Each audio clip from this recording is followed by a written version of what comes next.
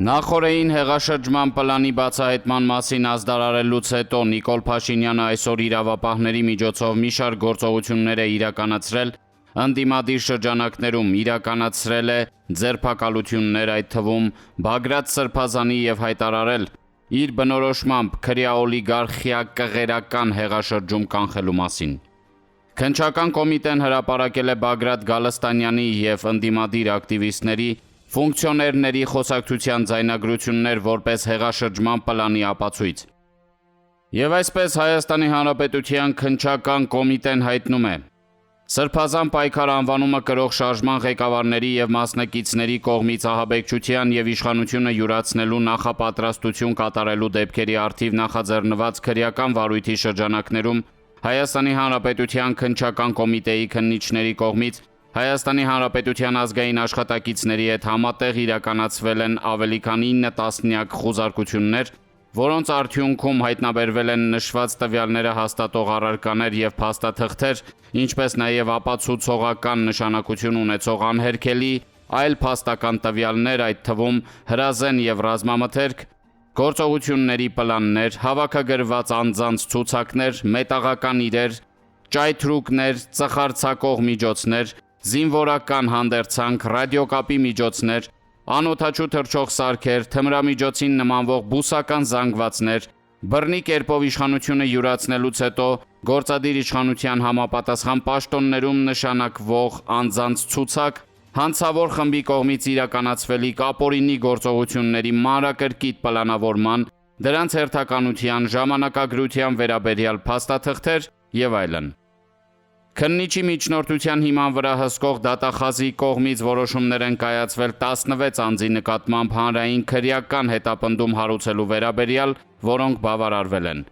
Այս պահին քննիչի որոշումների հիման վրա ձերբակալվել է 14 անձ։ Քրեական վարույթի հետագա ընթացքի մասին քննչական կոմիտեն հանդես կգա լրացուցիչ հաղորդագրությամբ։ Նախաքննությունը շարունակվում է։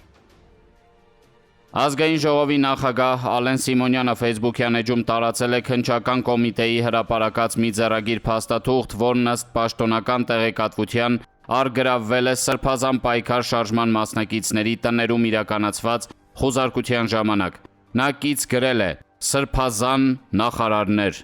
կառավարության կազմ եմ ասել է, ում համար են դրանք համոզիչ, իսկ ում համար ոչ եւ ընդհանրապես ինչպիսին է այդ ամենի վերաբերյալ հանրային լայն վերաբերմունքը, դեռ պետք է հասկանալ։ Սակայն անկասկած է, որ Նիկոլ Փաշինյանը պարզապես քարոզչական էֆեկտի համար չէ, որ կարող էր գնալ այդպիսի գործողությունների։ Հնարավոր է, որ Նիկոլ Փաշինյանը պարզապես փորձում է ընդդիմության դիմադրունակության աստիճանը։ Առջևում ընտրություն է, Նիկոլ Փաշինյանի վարկանիշը մեղմ ասած լավ վիճակում չէ, իհարկե ավելի լավ վիճակ չէ ընդդիմության վարկանիշի առումով, բայց այդուհանդերձ այդ պատկերը ավելի բարդացնում է Փաշինյանի խնդիրները։ Միևնույն ժամանակ հնարավոր է, որ Երևանը կանգնած է մինչև խորհրդարանի ընտրություն կարևոր քաղաքական որոշումներ կայացնելու անհրաժեշտության առաջ։ Հայաստանն ակնկալում է, որ մինչև ընտրություն կստորագրվի Ադրբեջանի հետ խաղաղության պայմանագիր, որը հնարավոր կլինի ներկայացնել հանրությանը որպես խաղաղության օրակարգի կոնկրետ արդյունք։ Երևանն ակնհայտորեն այդ հարցում Ադրբեջանին ստորագրման բերելու առումով ակնկալիքներ ունի նաև Թուրքիայից։